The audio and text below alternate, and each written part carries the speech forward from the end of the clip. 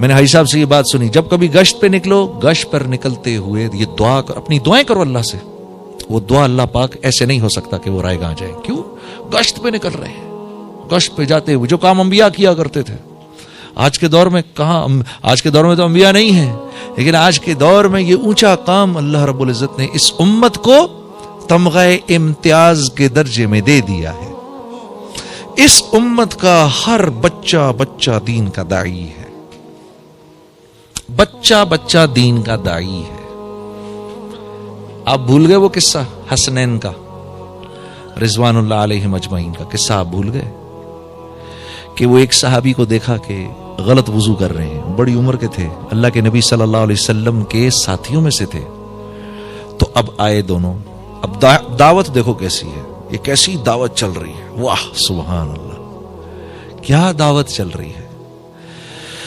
چچا جان، ہم دونوں بھائی یہ کہہ رہے ہیں وضو ایسے کرتے ہیں، میں کہہ رہا ہوں وضو ایسے کرتے ہیں.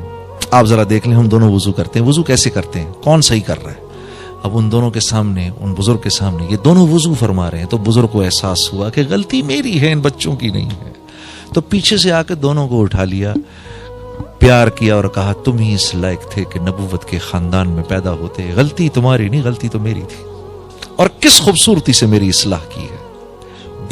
بچہ داعی ہے دین کا اس امت کا. اس امت کی ہر عورت داعیہ ہے، اس امت کی ہر عورت داعیہ ہے. گھر نہیں چل سکتا عورت کے بغیر، نو وے، گھر نہیں چل سکتا عورت کے بغیر. ہاں، بڑے سے بڑا ترم خان، اس کی بیوی اس سے ناراض ہو جائے، اس کی زندگی حرام ہو جاتی ہے. بیوی کو ٹھیک رکھنا، سیدھا رکھنا، یہ ایک بہت بڑا آرٹ ہے. ہاں بالکل، میں تو اس تبلیغی کو تبلیغی نہیں مانتا بالکل بھی، بلکہ میرا دل کھٹا ہو جاتا ہے اس ساتھی سے مل کر کے جس کی گھر والی اس سے ناراض چل رہی ہو. میں کہتا ہوں یار تو کیا آدمی ہے یار، ایک عورت نہیں سنبھلتی تیرے سے.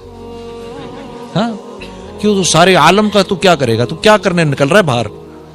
ہاں، ایک عورت سنبھل نہیں رہی اور تو سارے عالم کی فکر میں نکل رہا ہے.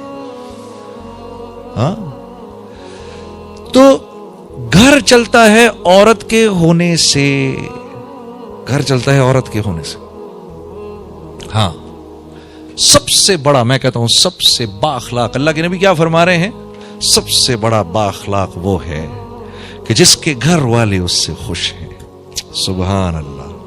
اور آپ فرما رہے ہیں تم سب میں سب سے زیادہ بااخلاق میں ہوں، کیونکہ میرے گھر والے مجھ سے تم سب سے زیادہ خوش ہیں. کم و بیش الفاظ ہیں. ہاں دیکھو تو صحیح.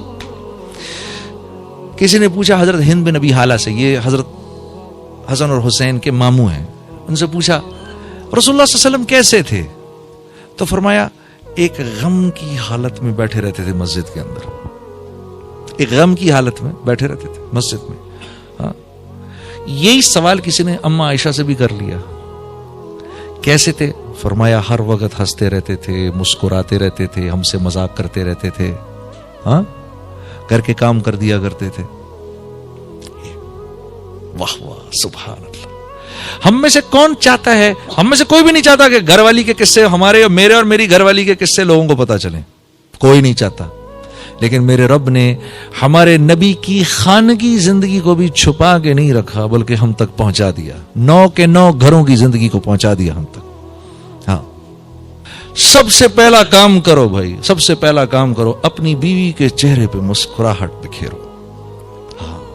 4 موقع ہیں جن پر اللہ رب العزت مسکراتے ہیں، 4 موقعوں پر اللہ مسکراتے ہیں. واہ. ایک اس پر جب اللہ کا بندہ آسمان کو دیکھ کر کہتا ہے اللہم اغفر لی، یا اللہ مجھے معاف کر دے، اللہ مسکرا اٹھتے ہیں. دوسرا موقع جب عرفہ میں لوگ جمع ہوتے ہیں، ہاں، اور حاجی عرفہ میں گھوم رہے ہوتے ہیں، تو اللہ رب العزت اپنے بندوں کو، حاجی اپنے مہمانوں کو، اپنے ضیوف کو دیکھ کر مسکراتے ہیں. تیسری مرتبہ کب مسکراتے ہیں، جب میاں بیوی ایک دوسرے کو دیکھ کے مسکراتے ہیں، اللہ مسکرا اٹھتے ہیں.